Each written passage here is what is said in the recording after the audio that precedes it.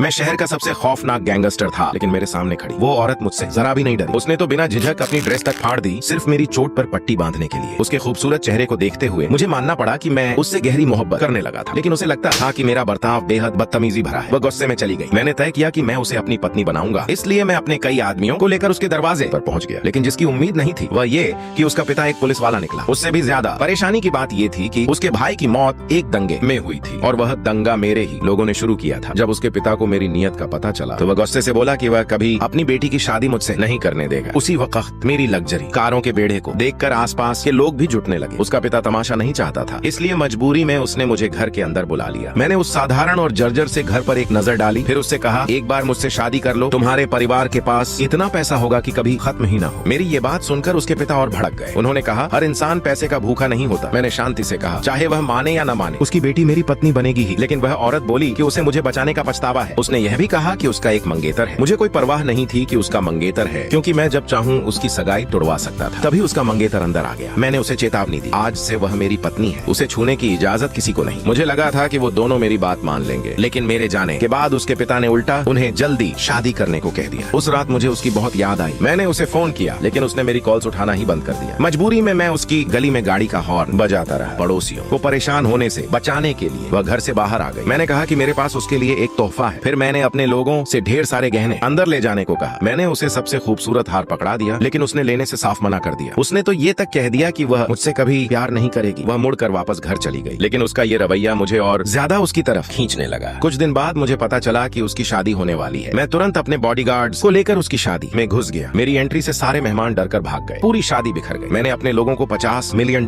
निकालने को कहा। मैंने उसके मंगेतर से कहा कि शादी रद्द कर दे। मुझे लगता था पैसे से कुछ भी खरीदा जा सकता है, किसी में पैसा ठुकराने की हिम्मत नहीं होती। वह लड़की अपने मंगेतर को घबराहट से देख रही थी। उसे डर था कि कहीं वह उसे छोड़ न दे, लेकिन मेरी हैरानी की हद नहीं रही जब उस लड़के ने सारे पैसे हवा में उछाल दिए।